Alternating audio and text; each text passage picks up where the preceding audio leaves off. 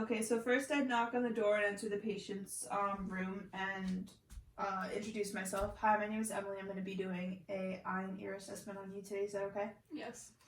Okay, so first I'm going to be inspecting the external parts of the eye.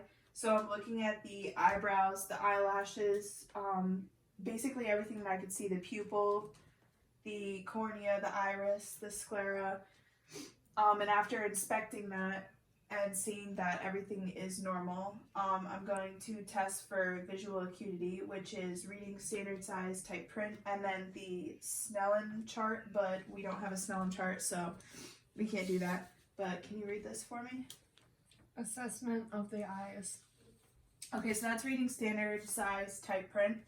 Now moving on to the muscle function. So we're looking at cranial nerves 3, 4, and 5, which is oculomotor, trochlear, and abducens, and inspecting the margin of the eyelids in each eye. So this is the cover test. So can you cover one of your eyes and don't close it? And I'm going to look into this eye and uncover it and do the same thing with the other eye.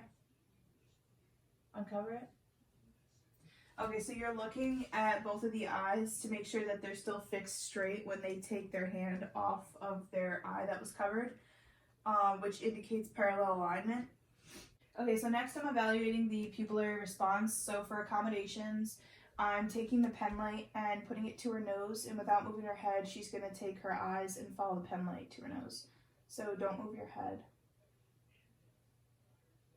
Okay, so for this next part, we're doing direct and consensual response to light.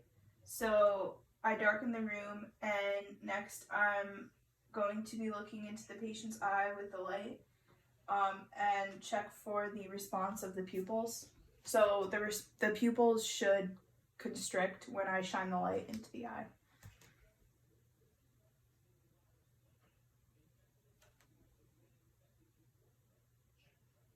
Okay, both pupils constricted, so that is a positive and normal sign of the eye. Okay, so now moving on to the ear. For inspection, we're looking at the size, the symmetry, and also we're looking at shape. We're looking at the pinna, the tragus,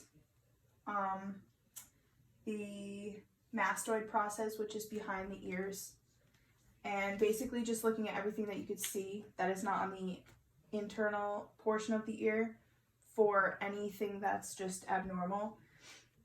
For most of the ear, you need special tools to be able to do it, so we're not going to be able to do the otoscope examination, but as far as that, normal signs would be patent no inflammation or drainage, small amount of wax and yellow bony landmarks visible, and cone of light present.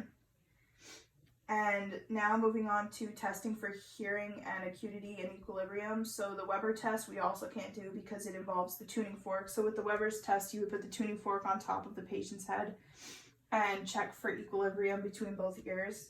And then the Rhine test, which is the tuning fork that you put on the mastoid bone, which is behind the ears on these both sides, you would check for hearing on both sides of the ear. Next is the whisper test. So for the whisper test, I'm going to whisper a word over here and listen and have the patient tell me what I said, and same with the other ear. Banana.